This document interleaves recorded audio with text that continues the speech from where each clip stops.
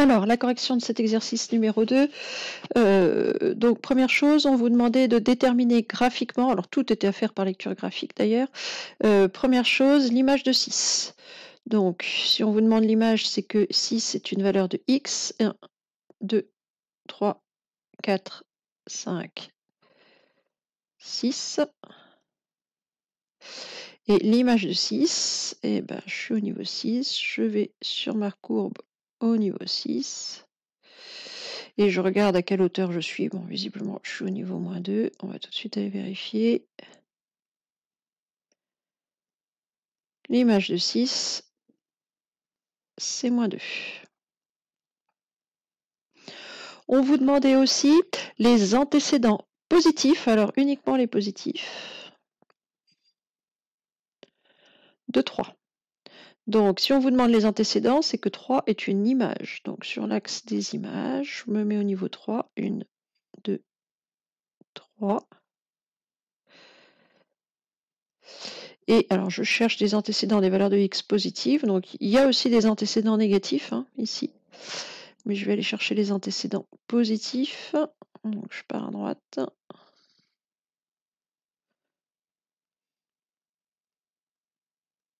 Alors, il y a ici un premier antécédent qui va venir de ce point-là et un deuxième ici. Donc, les antécédents, c'est des valeurs de x que je vais venir lire tout de suite.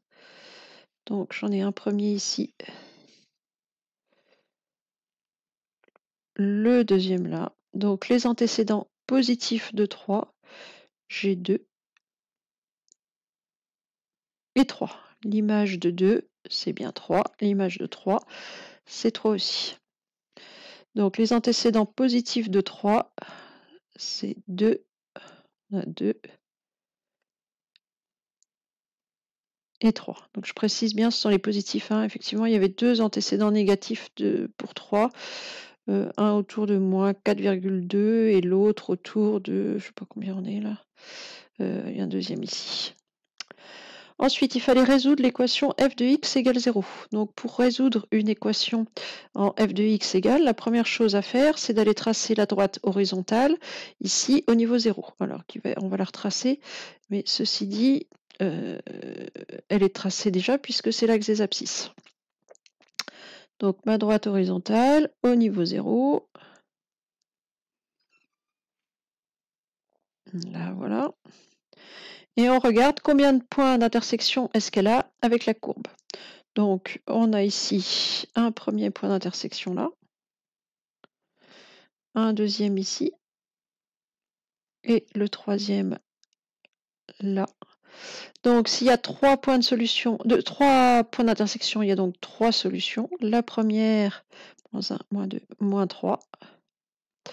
La deuxième, c'est 1. Et la troisième, on est à 4 ici. Donc ici, on a 3 solutions, x égale -3, ou x égale 1, ou x égale 4. Alors vous pouvez aussi écrire ça, S comme l'ensemble des solutions, qui est égal à -3, 1,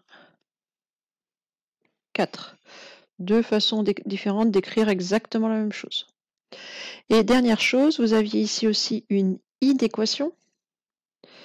Donc une inéquation, f de x plus grand que 5. Donc le départ, c'est exactement le même que pour une équation. On va tracer la droite horizontale au niveau 5. Alors, 3, 4, le niveau 5, il est là. Je vais tracer ma droite horizontale.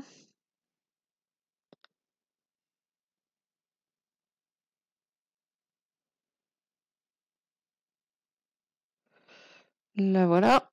Et je veux que f de x soit plus grand que 5.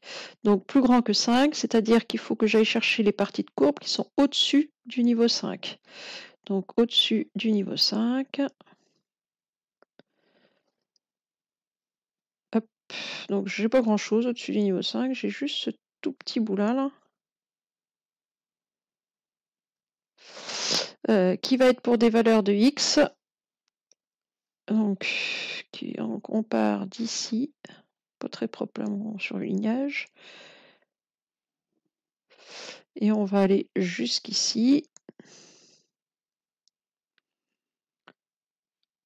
Donc, ce sont les valeurs de x comprises entre, alors moins 3, moins 4, moins 5 ici, moins 6 à côté. Donc, si je prends x entre moins 6 et moins 5, hein, on voit que les images vont bien être plus grandes que 5. Partout ailleurs, ma courbe est en dessous du niveau 5, donc c'est le seul intervalle qui va convenir. Donc ici, je vais avoir x qui appartient à l'intervalle. Alors, moins 6, moins 5. Reste à mettre les crochets correctement. F de x doit être strictement plus grand que 5, donc j'exclus partout où les images sont exactement égales à 5, donc il faut que j'exclue le moins 6, donc crochet vers l'extérieur puisque j'exclus la valeur. Et même chose en moins 5, j'exclus la valeur 5 en image, donc il faut que j'exclue la valeur moins 5 pour x. Alors ça peut aussi s'écrire d'ailleurs S égale ensemble des solutions égale, puis c'est le même intervalle, moins 6, moins 5. Deux façons de rédiger la réponse à cette question-là. C'est tout pour cet exercice.